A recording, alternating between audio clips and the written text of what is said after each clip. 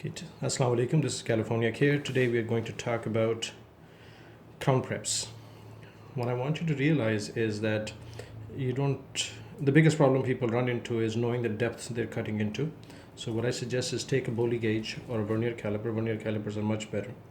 And go ahead and ascertain the tips of each burr that you use. This one is exactly at 1 millimeter, and that's what we use to do the majority of the crown prep, as well as the depth of the margin is ascertained by sinking in the whole tip, which would give you 1 millimeter.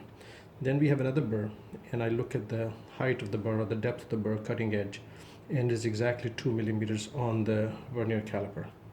That would give me guide cuts and where I want the cutting to happen. So make sure you check how far they are. And then you can also check the width of the burr. The width of the burr right here at this time is 0.75 millimeter, 0.5 to 0.75 millimeter.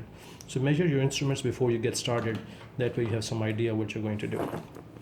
Second thing we're going to do is on this model, we have marked the CEJ all around with the pencil. Of course, you cannot do that in the mouth, but be aware of the anatomy of the CEJ and know how to take care of it.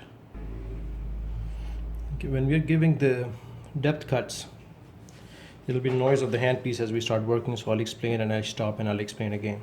With the depth cut, you got to make sure that this is the lower canine, so it needs to have 2 millimeter at least on the incisal edge, 2 to 2.5 millimeter, and we know this burr is exactly 2 millimeter wide, so we can give depth cuts with it.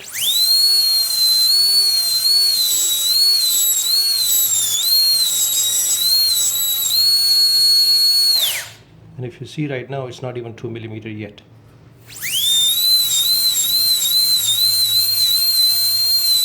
Here is exactly 2 millimeter.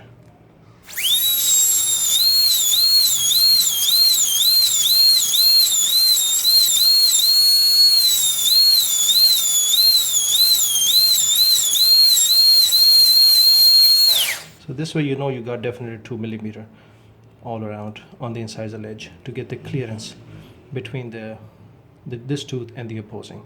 So the idea is not to get actually the reduction done, but clearance.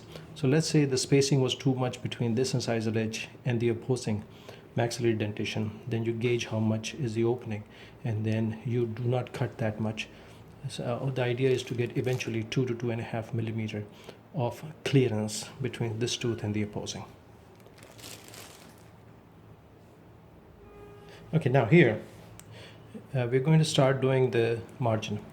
So I'm going to keep my burr about a millimeter above the margin, so that once we're done cutting, we can go ahead and finish the margin straight. And the burr is being held almost parallel to the long axis of the tooth, not the long axis of the crown, but the tooth itself. And the reason for that is that we want to make sure that we get the margins done right first, and then we don't have any problem with convergence or the divergence. Another thing, when we're going interproximally, majority of the people make a mistake by starting cutting right here towards the incisal edge. When you're doing so, actually the burr overshoots, and then you have to cut again into the tooth to get the margins right in the interproximal. And in doing so, you actually end up nicking the adjacent tooth, or frankly cutting the adjacent tooth. So my point is, keep the burr about a millimeter away from the final margin you want to make all around. That way you'll end up with a margin of tooth structure between the burr and the adjacent tooth. Hence, you will prevent yourself from cutting the adjacent tooth. So I'll go ahead and show that step right now.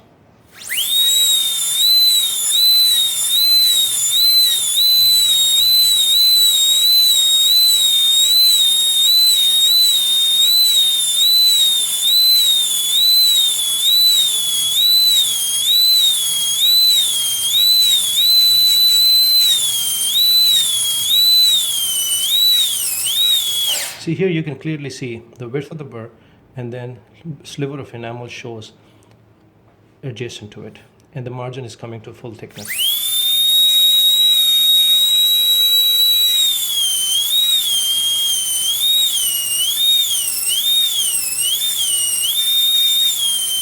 You see right now, hypothetically, we have cleared the adjacent tooth without nicking it.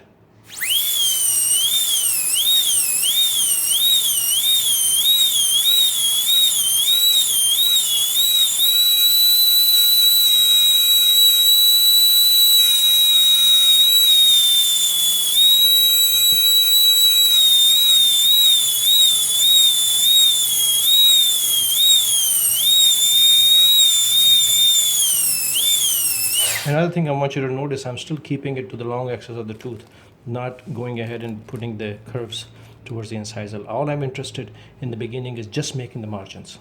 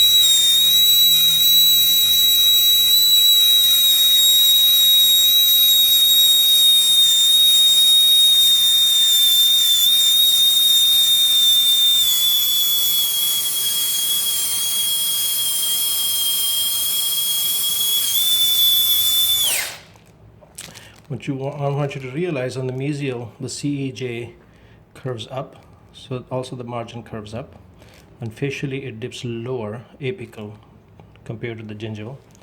But when it emerges from the interproximal, it dips gingivally. And on the distal end, the margin is much more contoured and rounded instead of a sharp dip. Now if you look at it, we are almost parallel, almost diverging. Now what we'll do is we'll go ahead and do the guide cuts on the facial.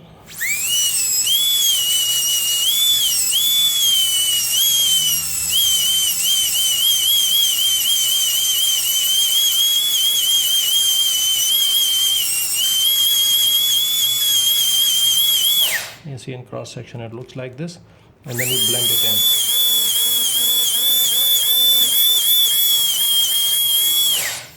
in. On the lingual, we'll do the same thing, but here I would like to change the burr. Rounded burr. Here I would like to use this rounded burr, and it's very nice, and it gives me the proper contours on the lingual of any anterior teeth. And I'll show you in cross section how this is working.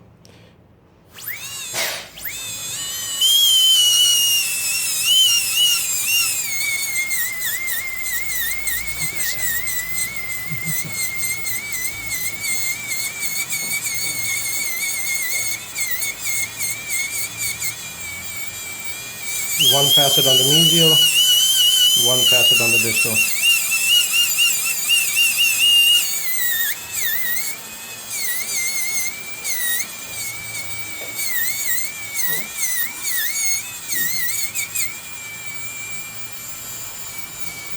Then blend in the incisor.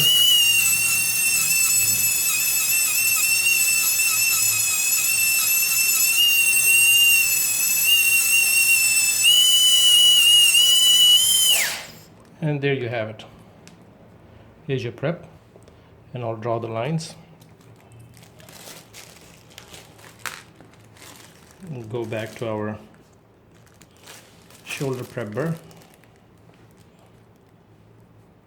and if you see, there's still a little bit of divergence.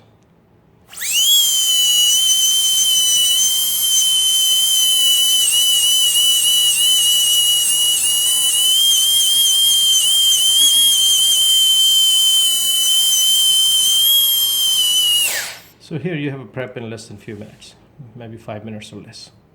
It has almost parallel walls, if you look, and I'll draw some lines so you can see a little better. It has full retention and resistance because of the longitudinal surfaces. And I'll draw the lines and show you. So here we have it now. What I've done is I've marked the margins all around, and I've marked the axial surfaces in yellow, and the different facets. There are 2 facets on the facial, 2 on the functional, and 2 on the lingual. This is how every cusp is supposed to be.